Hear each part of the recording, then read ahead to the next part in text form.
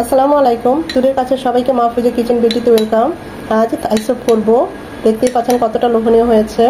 আমরা চাইনিজ রেস্টুরেন্টে যে থাই স্যুপটা খেয়ে থাকি ঠিক পারফেক্ট ওই টেস্ট, ওই ফ্লেভার এবং ওই কালার সহ আজ থাই স্যুপটা করব।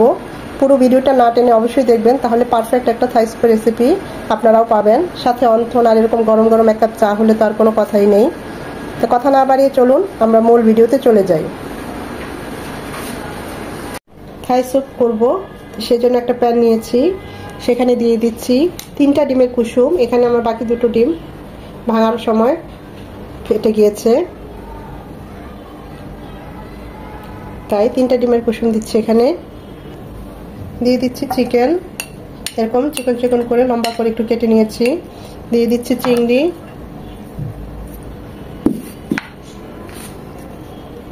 4-5 পিস এরকম পাতলা করে কেটে নিয়েছি। আদা,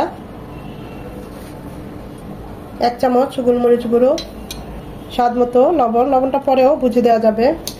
রেড চিলি পাউডার 1 চামচ। থাই স্যুপটা একটু ঝালঝালি হয়, তা আমি 1 চামচই দিলাম, চাইলে আপনারা 1.5 চামচও দিতে পারেন। 2 চামচ কর্নফ্লাওয়ার, 2 চামচ light soy sauce, western soy sauce,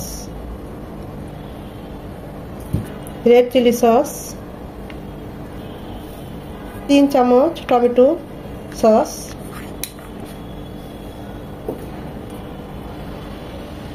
2 চামচের মতো লেবুর রস। এখন এই সব কিছু খুব ভালোভাবে মিশিয়ে নেব।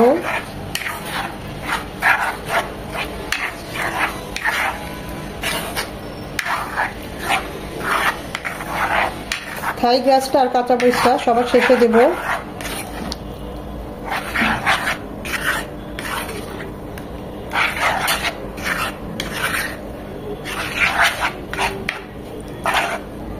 দিয়ে দিব 2 কাপ পানি, নর্মাল টেম্পারেচারের পানি।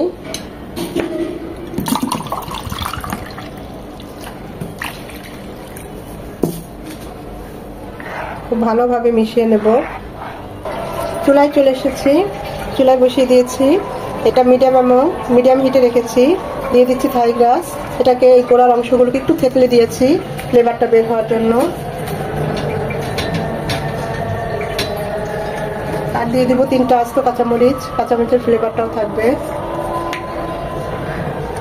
প্রথম অবস্থায় মিডিয়াম এবং লো হিটের মাঝামাঝি থাকবে, আস্তে আস্তে হবে। 15 থেকে 20 মিনিট। রেড চিলি পাউডারটা দিয়েছি, মানে কাশ্মীরি মরিচ গুঁড়োটা দিয়েছি, তাই এরকম লাল হয়েছে।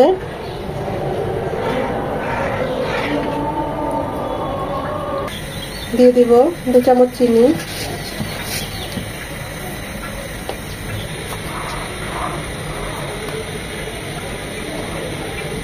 এটা বেশি ঘন হয় না থাই স্যুপটা, এইরকম ঘনত্বটাই থাকে।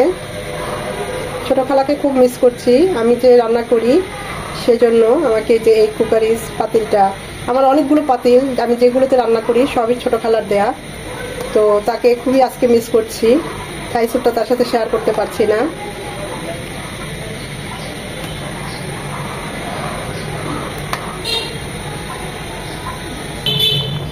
বাসা খুব বেশি দূরেও না আমার খালার বাড়ি, তারপরও সাথে সাথে নিয়ে যাওয়া যায় না।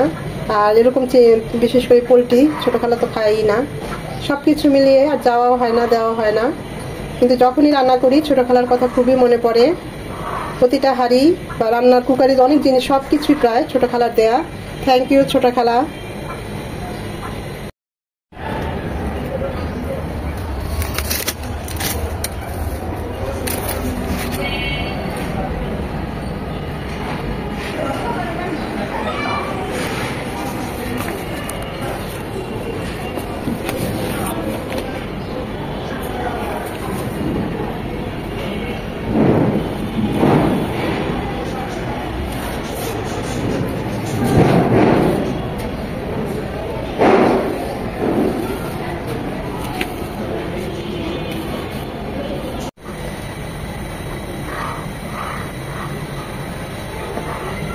স্যুপটা একদম রেডি, আমরা এখন চুলাটা অফ করে দিব।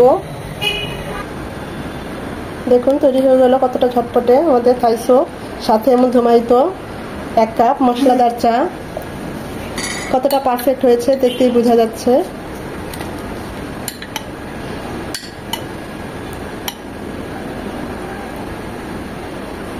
থাই স্যুপের সাথে অন্থন হলে তো আর কোনো কথাই নেই। আশা করি ভিডিওটা আপনাদের ভালো লেগেছে, আর যদি ভালো লেগে থাকে তাহলে অবশ্যই একটা লাইক দিবেন।